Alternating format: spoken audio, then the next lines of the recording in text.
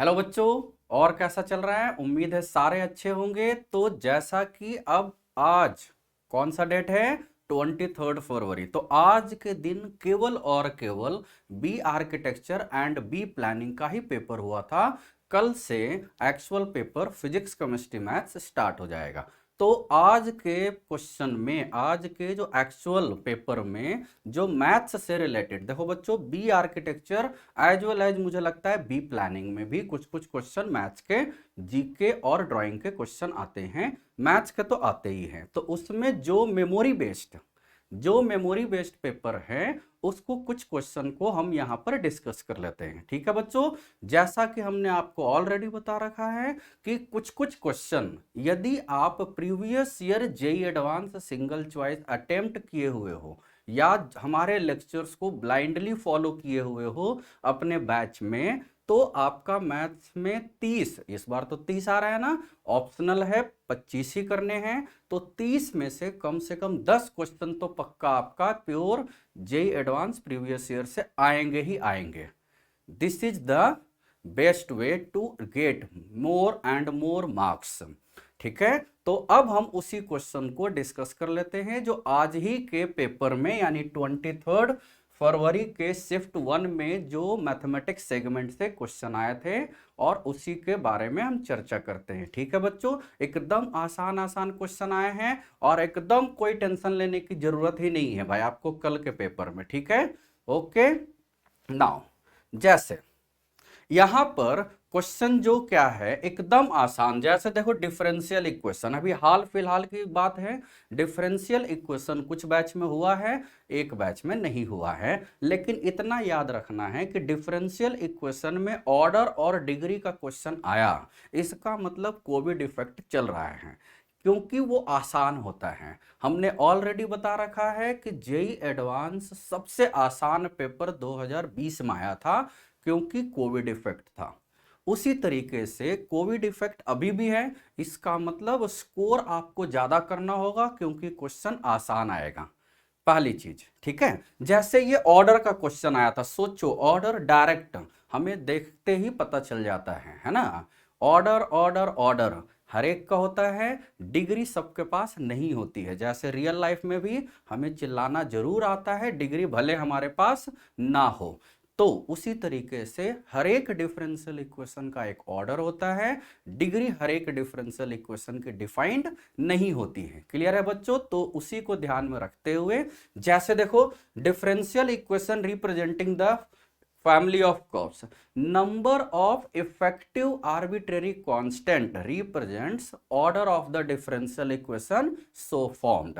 तो हम यहां पर क्या कर लेंगे, चलो क्या कर लेंगे, हमें कंसेप्ट क्या याद रखना है, नंबर ऑफ इफेक्टिव, है ना, number of effective arbitrary constant, arbitrary का मतलब पैरामीटर भी बोल सकते हैं। ठीक है, number of effective arbitrary constant present in the family of curves, present in the family of curves, यानी हम सीधे भी बोल सकते हैं कर्व्स। ठीक है, family of curves represents order of differential equation so formed, represents order of differential equation, order of differential equation so formed। ठीक है, ये डायरेक्ट आपके कंसेप्ट को मजबूत कर देगा बस। तो इस इक्वेशन में आपके कितने आर्बिट्रेरी कांस्टेंट है, सी एक ही है ना, एक ही तो पैरामीटर है क्वेश्चन में, एक ही तो पैरामीटर है। ऐसा तो है नहीं कि सी एक पैरामीटर है तो अंदर वाला सी दूसरा पैरामीटर है, उसका साइज बदल गया, ऐसा नहीं होता है बच्चों। तो एक ही पैरामीटर है, यानी इससे बने हुए डिफरेंशियल इक्वेशन का ऑर्डर क्या होगा, इससे बने हुए डिफरेंशियल इक्वेशन का ऑर्डर 1 हो जाएगा, हो जाएगा ना। यानी किसी इक्वेशन में जितना आर्बिट्रेरी कांस्टेंट है इफेक्टिव, उतने ही उससे बने हुए डिफरेंशियल इक्वेशन का ऑर्डर होगा। ये आपको याद रखना है। डिग्री किसको बोलेंगे, यदि डिफरेंशियल इक्वेशन में सारे डेरिवेटिव्स पॉलिनोमियल फॉर्म में हैं, तो जो हाईएस्ट यानी जो ऑर्डर टर्म है उसी के पावर को डिग्री बोलते हैं। सारे पोलिनोमियल में होने चाहिए, y1 यानी dy/dx, d2y/dx2, ये सब किस में होने चाहिए, पोलिनोमियल में होने चाहिए। क्लियर है बच्चों, एकदम अच्छे से आपको याद रखना है। तो ये ऑर्डर आपका 1 आ गया। क्लियर है, एकदम सही। ये देखोगे ये एग्जैक्ट जेई एडवांस का क्वेश्चन आया हुआ है, केवल यहाँ 2021 चल रहा है इसलिए पावर में 2021 कर दिया।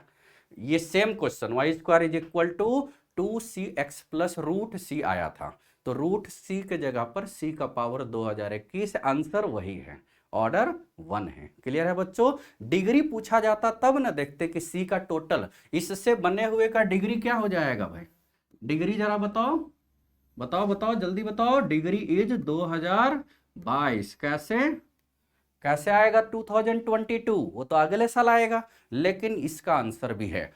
C का टोटल पावर कितना है, C का टोटल पावर है 2022, तो C एक ही आर्बिट्ररी कांस्टेंट है तो dy/dx ही आएगा, उस पर टोटल 2022 पावर, तो डिग्री इज 2022, है ना, आसान है ना। तो ऑर्डर पूछा गया था, कोविड इफेक्ट इसको बोलते हैं। आ रहा है समझ में, एकदम अच्छे से समझ लेना है बच्चों। जितने हम क्वेश्चन यहां पर करवाएंगे उसमें कोई टेंशन नहीं, ऐसे ही क्वेश्चन आएंगे, क्योंकि आज ही के पेपर में आया था और एनटीए ने ही लिया था, तो इसका मतलब आसपास वही ध्यान देना है। ठीक है बच्चों, अब आगे बढ़ते हैं जल्दी से, आपका ज्यादा टाइम नहीं लेंगे, क्योंकि आपको अच्छे से आज नींद भी तो लेनी है कल के पेपर के लिए, जिनका कल है। ठीक है, जैसे देखो, find the equation of the normal to the curve which passes through the point. अब देखो ये नॉर्मल का इक्वेशन बताना है, या तो आपको नॉर्मल का इक्वेशन याद रखना है स्लोप फॉर्म में, मान लीजिए नहीं याद है, हम ये उनके लिए बता रहे हैं जिनको नहीं याद है, तो एप्लीकेशन ऑफ डेरिवेटिव तो आपको याद है ना, equation of tangent, equation of normal, वो तो सारा निकाल ही सकते हो। तो यदि कुछ नहीं पता है तो वो x² = 4ay, 4ay जैसा है ना, तो इसको यहां से हम यूजिंग एओडी कर लेते हैं, using AOD, application of derivative. ठीक है, एप्लीकेशन ऑफ डेरिवेटिव में क्या करना है इसमें, जैसे यहां से dy/dx निकाल लो, तो dy/dx कितना आ गया बच्चों, x² का 2x/4 यानी x/2। तो dy/dx किसका इक्वेशन होता है, अच्छा किसका स्लोप होता है, स्लोप ऑफ टेंजेंट, है ना, तो स्लोप ऑफ नॉर्मल आ गया, slope of normal is -2/x1 ले लिया ना, x के जगह पर x1, y के जगह पर y1, जहां x1 y1 कर्व को सेटिस्फाई भी करेगा, यानी x1² = 4y1, ये फर्स्ट इक्वेशन ले लिए।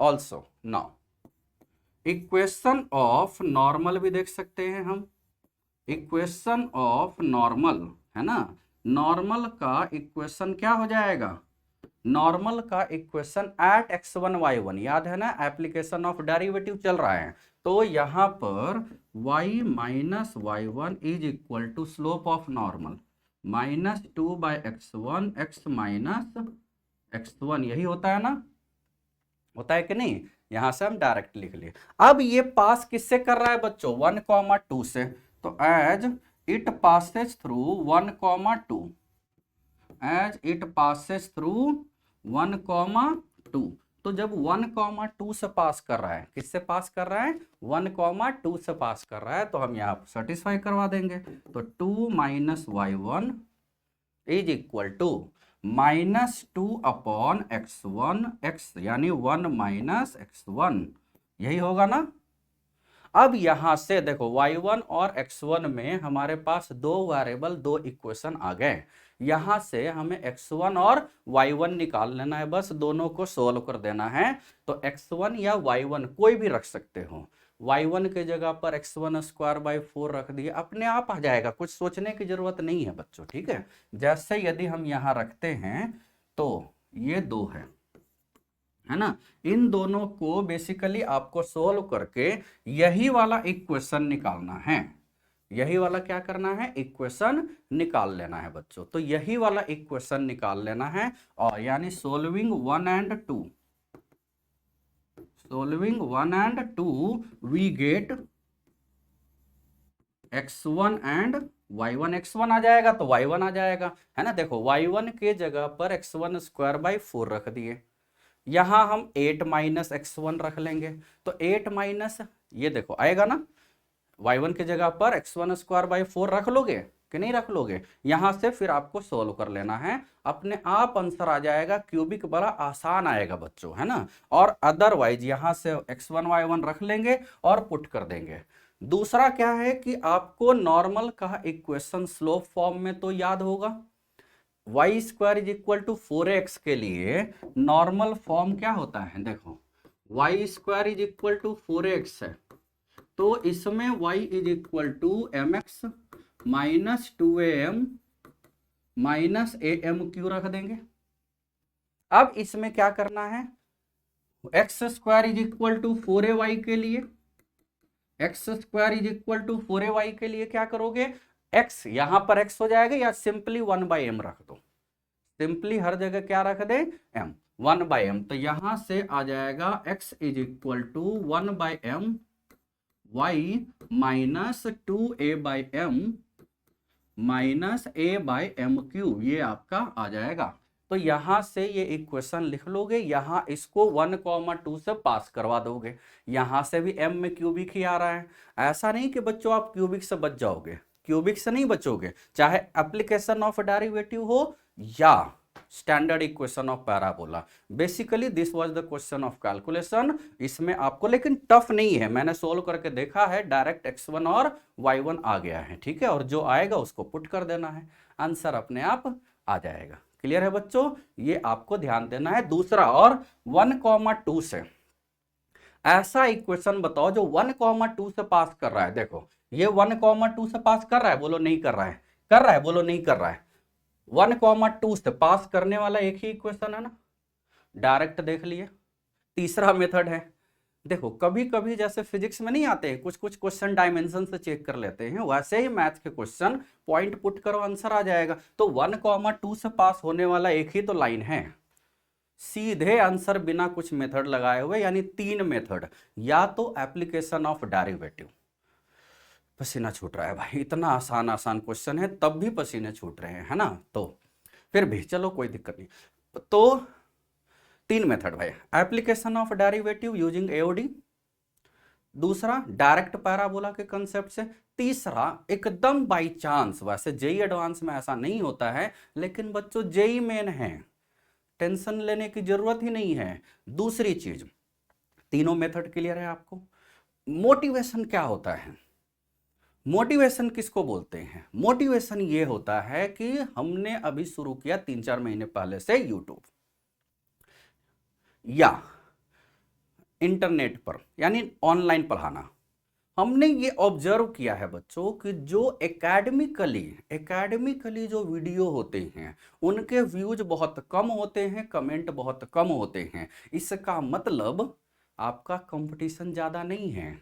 इसको उल्टा सोचो, उल्टा कैसे सोचें, India is famous for youth generation, सबसे ज्यादा यूथ यहां पर है ऑल ओवर वर्ल्ड में, सबसे ज्यादा हाईएस्ट एनर्जी वाले जो जेंट्री है वो यहीं पर है, लेकिन सबसे ज्यादा व्यूज नॉन एजुकेशनल एक्टिविटी के हैं, जिसमें गाने गा रहा हो कोई, डांस कर रहा हो कोई, सबसे ज्यादा व्यूज है। अब ये व्यूज कौन है, ऐसा तो है नहीं कि 70+ वाला देख रहा होगा वो, या 15 वाला देख रहा होगा वो। इसका मतलब नॉन एजुकेशनल एक्टिविटी के सबसे ज्यादा व्यूज होने का मतलब सबसे ज्यादा यूथ है, बट सबसे ज्यादा डेविएटेड यूथ भी हमारे ही कंट्री में है बच्चों। वो अलग बात है, 4 साल हम इंजॉय करते हैं कॉलेज नाम के, कॉलेज लाइफ के नाम पर, और उसके बाद बोलते हैं रोजगार क्यों नहीं देता भाई मुझे कोई, होता है। इसका मतलब बच्चों आप इसको पॉजिटिव लो, आप इसको क्या लो, पॉजिटिव लो, कि आपके आसपास कंपटीशन कम है।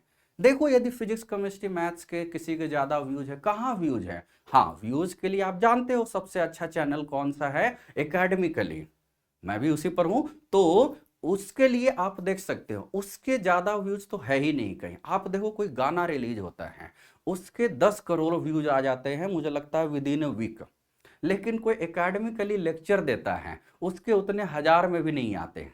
तो इसका मतलब you are going in right direction, आप वहां जा रहे हो जहां कंपटीशन कम है और चिल्लाने की जरूरत नहीं होगी। कि हमें रोजगार दो, आपको मिल जाएगा, है ना। यूथ बहुत है, पॉपुलेशन बहुत है, लेकिन डेविएटेड पॉपुलेशन है बच्चों, आप इसको समझो, ठीक है, याद रहेगा। ओके, अब हम नेक्स्ट क्वेश्चन करते हैं, फिर वही बोलते हैं भाई ज्यादा टाइम कैसे ले आपसे, है ना, अच्छे से सोना भी तो है। तीसरा क्वेश्चन एकदम आसान, देखना नहीं हो, अच्छा ये वाला है। तो इसमें क्या है, आपको 3 इक्वेशन दिए हुए हैं और सिस्टम ऑफ होमोजीनियस इक्वेशन दिया हुआ है, नॉट एट ऑल जीरो है, इसका मतलब है नॉन ट्रिवियल सोल्यूशन है, तो determinant of the coefficient zero कर देना, मामला कूल। ये प्योर जेई एडवांस है ना, ये PYQs ऑफ जेई एडवांस है बच्चों, PYQs ऑफ एडवांस है। हम बार बार क्या बोलते हैं आपको, एडवांस के प्रैक्टिस किया करो, सिंगल चॉइस। जेई मेन के प्रीवियस ईयर इसीलिए देखते हैं कि लेवल पता चलेगा, रिपीट तो जेई एडवांस का ही होगा। जैसे देखो इसमें अच्छे से लिख देते हैं, x minus C Y minus B Z is equal to zero. फिर देखो पहले x लिखते हैं ना, तो C X minus Y plus A Z is equal to zero, और पहले x लिखते हैं ना, ठीक है, B X plus A Y minus Z is equal to zero, है ना, हैज नॉन जीरो सोल्यूशन यानी non trivial solution.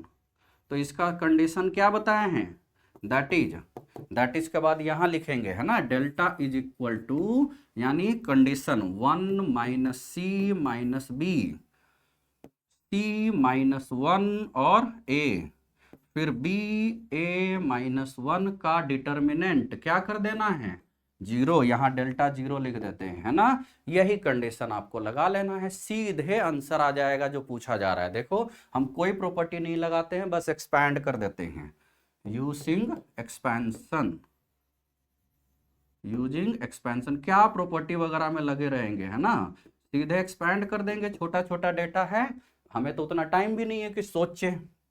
1 minus A square plus C times ये और ये खत्म, माइनस सी माइनस, अरे minus C minus A B minus B times ये और ये खत्म, तो A C plus B, A C plus B is equal to zero. तो यहां से 1 minus A square minus C square minus A B C minus A B C minus B square is equal to zero. तो ए square plus b square plus c square plus 2abc is equal to 1, यही बताना है ना, answer आ गया।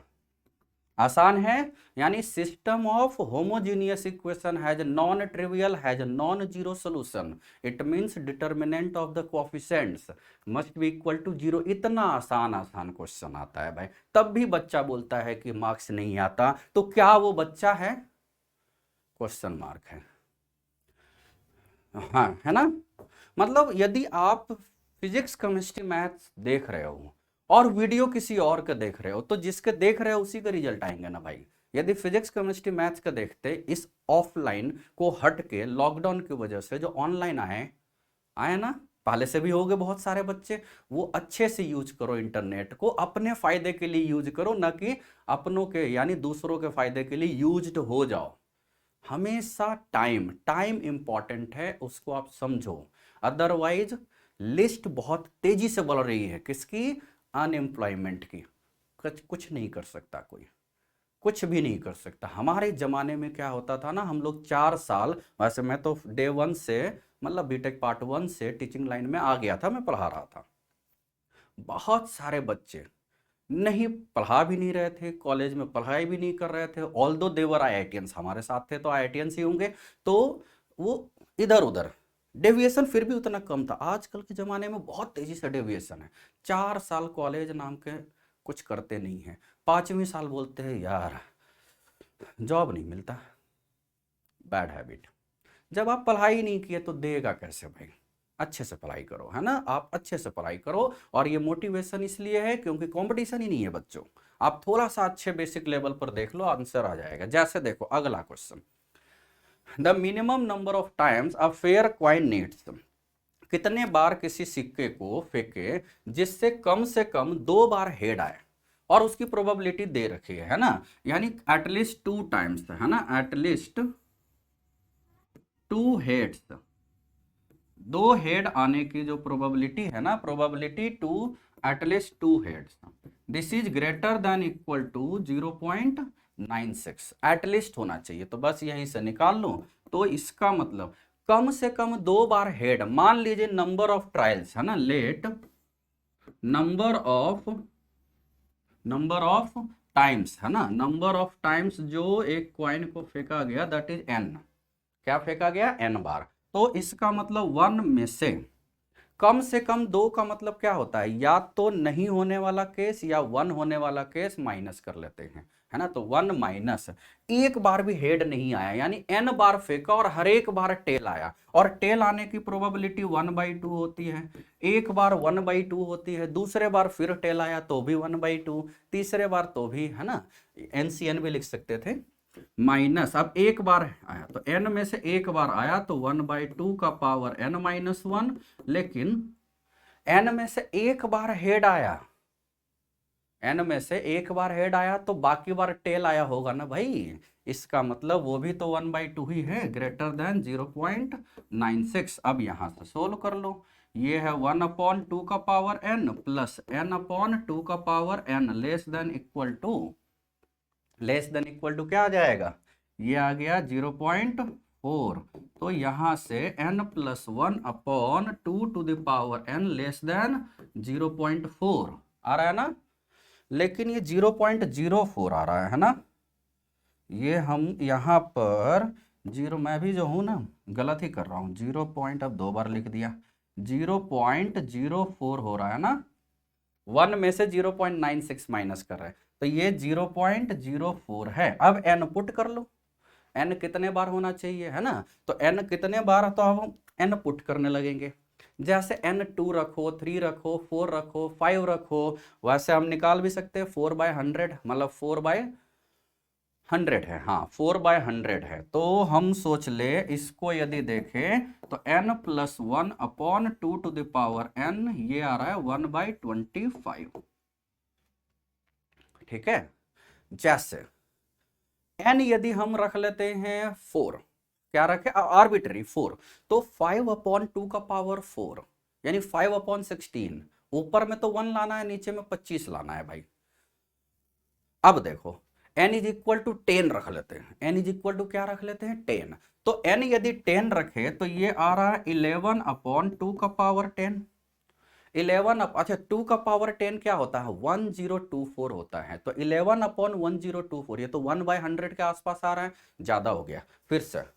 अब फिर से रखते हैं, तो फिर से रखने से क्या आ रहा है, फिर से रखने से हमारे पास क्या आ रहा है बच्चों, यहां पर हमारे पास आ रहा है n, हमने 10 रखा, अब n 5 से ज्यादा, चलो अब हम रख लेते हैं 7 रख लेते हैं, तो 8/n यदि 7 रखा तो 8/2 का पावर 7 ना, 2 का पावर 7 क्या होता है, 2 का पावर 7 होता है 128, तो 8/128, वैसे तो ये कट जा रहा है, ये कट जा रहा है आपका किससे, 2 मतलब ये किससे कट जा रहा है बच्चों, अच्छा 16 से, तो 1/16 अभी भी नहीं आ रहा है, तो n 7 रखने से काम नहीं चला, n 8 रख दे, 8 में पक्का आ जाएगा, देखो तो 9/2 का पावर 8, अब 2 का पावर 8 256, तो 9/256 जो है ये क्या है, 9/225 है ना, तो ये आ गया, यानी n इज इक्वल टू 8 सही है, n इज इक्वल टू 8 सही है, यानी answer n is equal to 8 आ गया। ऐसे कर करके आपको देख लेना है, यानी थोड़ा सा कैलकुलेशन करना है, बाकी ये आप करके देख सकते हो। क्लियर है बच्चों, एकदम आसान क्वेश्चन है, इसी तरीके से आपके जेईई मेन में भी आएंगे। सोचो ये एक मोटिवेशनल लेक्चर ही है, पहली चीज तो कंपटीशन कम है, दूसरी चीज क्वेश्चन आसान है, जितना हमने क्लास में कर रखा है ऑलमोस्ट उतना ही है, प्रोबेबिलिटी हमने अपने सीरीज में कर रखा है, वहां से भी आप देख सकते हो, वैसे ये वाला हमने किया नहीं है, मत देखो, आज के टाइम में केवल रिवीजन करो, ठीक है। आगे बढ़ते हैं, द लोकस, ये तो कोऑर्डिनेट का है, ये तो आसान होगा भाई, है ना। The locus of the mid point of the chord of the circle which subtends a right angle at the origin, तो ऑरिजिन तो इसका सेंटर है ना बच्चों, ऑरिजिन क्या है, ऑरिजिन क्या है, इसका सेंटर है। देखो ये एक सर्कल बना लिया, अब जब सर्कल बना लिया तो एक्स एक्सिस वाई एक्सिस भी लिख लेते हैं, है ना, एक्स एक्सिस वाई एक्सिस भी लिख लेते हैं, है ना। ये देखो ये है एक्स एक्सिस, अच्छा लग रहा है, और ये है वाई एक्सिस, ये भी अच्छा लग रहा है ना। तो एक्स एक्सिस और वाई एक्सिस भी हम ले लिए। अब इसमें कह रहा है क्वेश्चन में कि एक ऐसा कॉर्ड है जो कि 90 डिग्री बना रहा है ओरिजिन पर। क्या बना रहा है? 90 डिग्री। तो सपोज हमने एक और कॉर्ड ले लिया है ना, क्या ले लिया? एक कॉर्ड ले लिया। ये देखो 90 डिग्री बना रहा है ओरिजिन पर। तो ये देखो, ये वाला जो एंगल है बच्चों, ये है 90 डिग्री। क्या है? 90 डिग्री है। तो इसके मिडिल पॉइंट का लोकस बताना है, क्या होगा? एकदम आसान। वैसे तो एक प्रिंसिपल ऑफ होमोजेनिटी भी है, लेकिन जरूरत नहीं है उसको करने की। हम जानते हैं कि यहां मिडिल पॉइंट, इसको ले लो h कॉमा k, ठीक है, याद रहेगा। और यहां से यदि इसको मिला देते हैं तो ये यहां 90 डिग्री हो जाएगा। और ये वाला जो एंगल है बच्चों, ये वाला जो एंगल है, ये हो जाएगा 40 का 5 डिग्री। और ये रेडियस है, रेडियस तो 2 दे रखा है।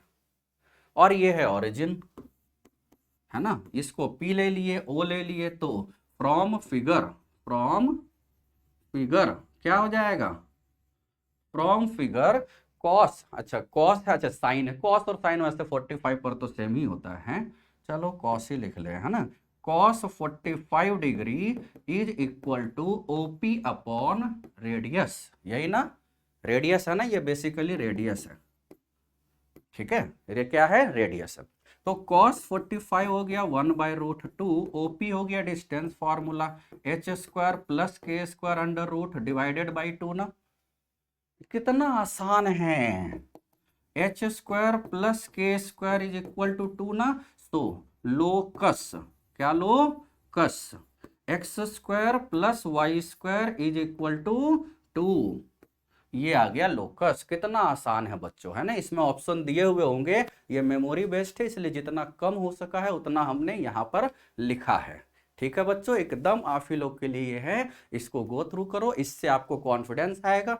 इतना आसान आसान क्वेश्चन आता है क्या? हम तो सोच रहे थे जेईई मेन बड़ा टफ एग्जाम है, लेकिन बच्चों सब आसान नहीं होते हैं, थोड़े से उसमें क्वेश्चन ऐसे होते हैं। 25 यानी इस बार 30 में से 10 क्वेश्चन तो हिलाने वाले होंगे ही, जिसमें आपको थोड़ा सा बॉडी स्टाइल भी बदलना होगा, इधर सोचना होगा, इधर सोचना होगा, आपको थोड़ा डांस मोड में भी सोचना हो सकता है।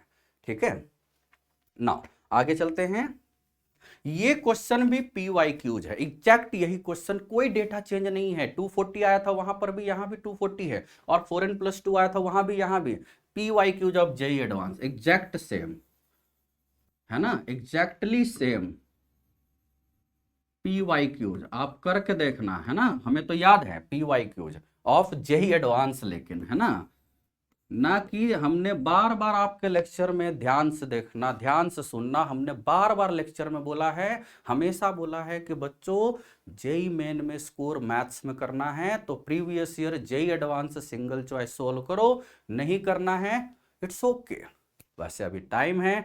दूसरा मोटिवेशन क्या है? अभी तो फरवरी शुरू हुआ है, मार्च अप्रैल मई बाकी है, कोई टेंशन की बात नहीं है, जैसा हो गया हो गया। अब आगे से तो फॉलो करोगे ही हमें, है ना, जैसा पेपर दे के आओगे ना, यकीन दिलाता हूं हमें ही फॉलो करोगे कि जैसा चल रहा था। क्योंकि ऑफलाइन में इतने साल से हम यही तो कर रहे थे बच्चों, हमारा मेन मोटिव है आपका सिलेक्शन, ना कि कंसेप्ट क्लियर करना।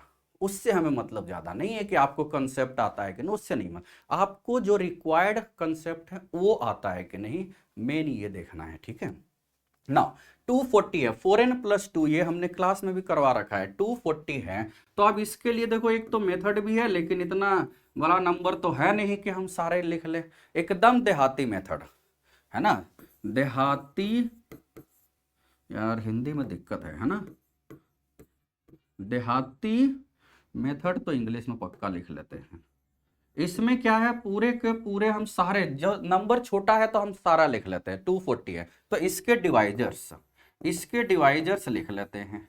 डिवाइजर्स ऑफ 240 क्या आ जाएगा, क्या आ जाएगा, जल्दी जल्दी बताओ। इसको ग्रीन कलर में लिखते हैं। एक तो 240 खुद है, 2 से डिवाइड किया 180, 3 से डिवाइड किया, 4 से डिवाइड किया, 5 से डिवाइड किया। 5 तो देख भाई तुरंत आ गया। अब 6 से डिवाइड करेंगे, 7 से होता नहीं है, 8 से डिवाइड करेंगे, 9 से होता नहीं है, 10 से डिवाइड करेंगे, है ना, 11 से होता नहीं है, 12 से डिवाइड करेंगे, ठीक है, 13 से होता नहीं है, 14 से भी नहीं होता, 15 से होगा क्या, जरा बोलो ना। 240 को वैसे क्या लिख सकते हो, 2 का पावर 3 मतलब 8 इंटू लिख सकते हो ना, तो वो आगे और आते जाएगा, है ना। तो अब देखो 18 नहीं होगा, 16 होगा, 15 होगा, है ना। ये देखो 5 हो गया और 6 और हो गए, है ना। अब और आगे लिख लेते हैं, 14 यानी 12 होगा, 10 होगा, 9 होगा क्या, बोलो नहीं होगा, ठीक है, 8 होगा, 6 होगा, 5 होगा, 4 होगा, 3 होगा, 2 होगा, 1 होगा, बहुत हो गया ना। अरे यार 5 और 6 11, 2 4 6 अच्छा 20 हो गया, टोटल 20 है। कोई छूट गया तो अपना बंटाधार हो जाएगा भाई, नहीं छूटा है, मुझको याद था।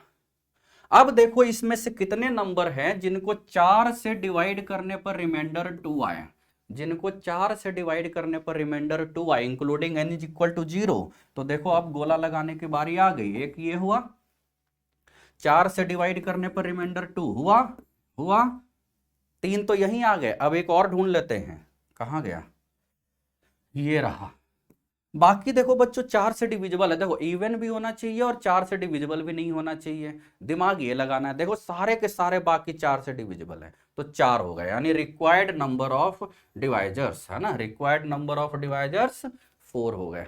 आसान है ना। ये रिक्वायर्ड, अरे लिख देते हैं, नंबर ऑफ डिवाइजर्स, है ना। वैसे तो आपको पता चल ही गया।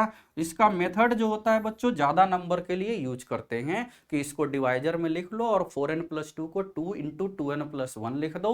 ऑड का कोई भी पावर हो सकता है, इवन यानी 2 का पावर तो 1 ही लेना है। जैसे इसका दूसरा मेथड है 240 है, 240 को क्या लिख सकते हैं, 240 को क्या लिख सकते हो जल्दी बताओ, 2 का पावर 4 इंटू 3 इंटू 5 लिख सकते हो ना, लिख सकते हो। अब यहां पर 4n+2 है, तो 4n+2 के लिए 4n+2 को 2 इंटू 2n+1 लिख दे, तो 2 का तो पावर 1 आ गया, यानी यहां एक केस लेना है, 2 का पावर 1 एक ही केस लेना है।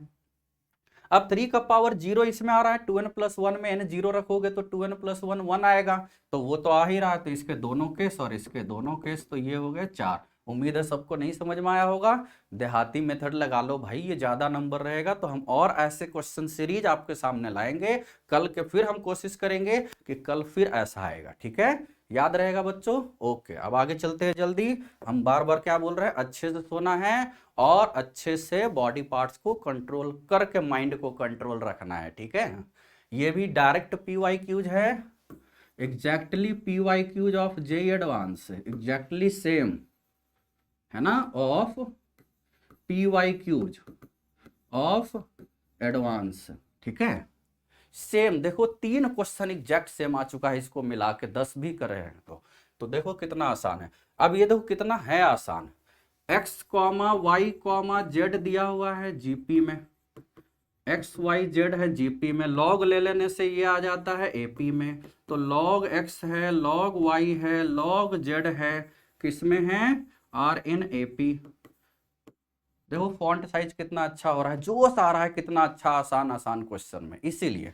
तो अब 1 ऐड कर दो, तो 1 ऐड करते हैं, तीनों में एक ही नंबर ऐड करोगे बच्चों तो resultant will be in AP.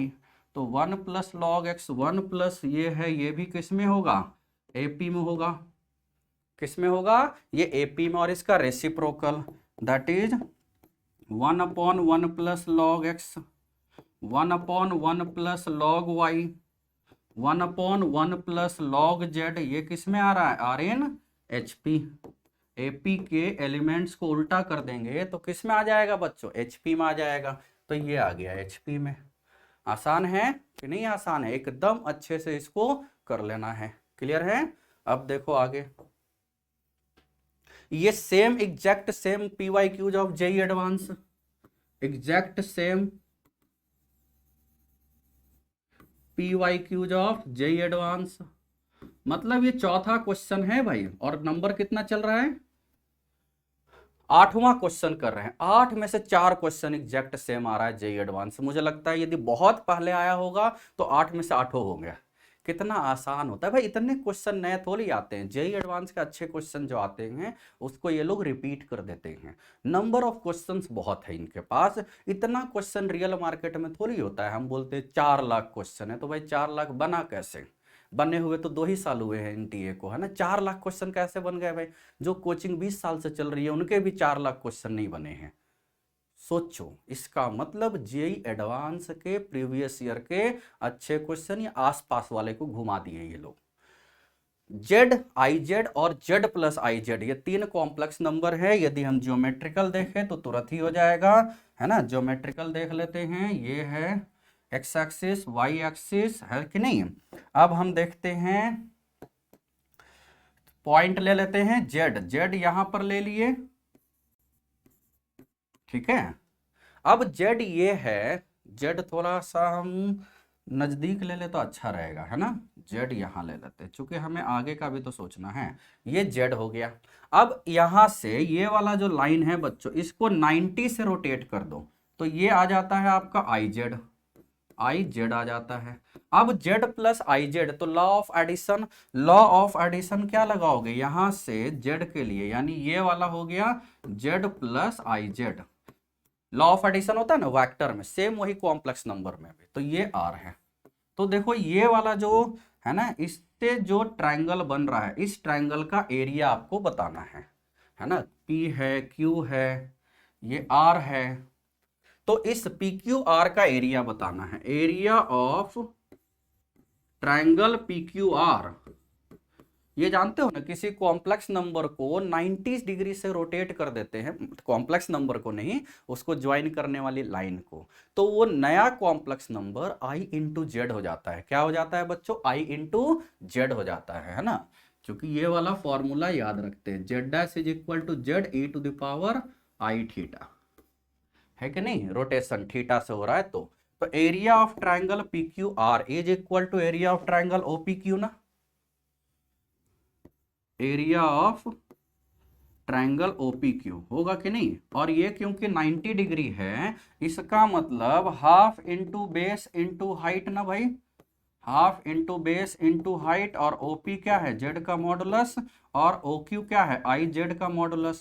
अब आई इंटू जेड का modulus, mod I into mod Z, तो half of mod Z, I का mod into mod of Z, तो ये आ गया half of modulus of Z square. I का mod क्या होता है?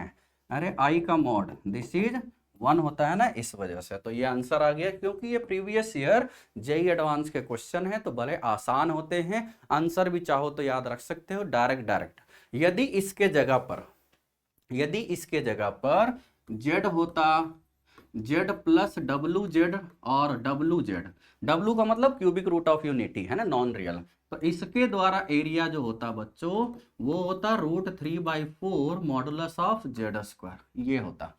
ये भी आप डायरेक्ट याद कर लो, क्या पता कल या परसों में ये आ जाए किसी शिफ्ट में। आज ये आया है जेड आई जेड और जेड प्लस आई जेड, तो क्या पता दूसरे में वो आ जाए। क्लियर है बच्चों, ये आपको ध्यान देना है, ठीक है ना।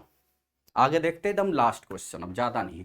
ए person writes letter to 6 friends and addresses a corresponding envelope, the number of ways in which 6 letters can be placed in wrong envelope, यानी डीरेजमेंट है।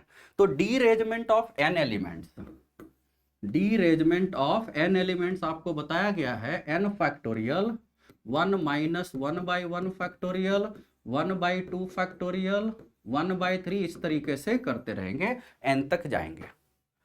यहां पर कह रहा है कि रिक्वायर्ड नंबर ऑफ वेज, 6 में से 5 ही डीअरेंज हो रहे हैं।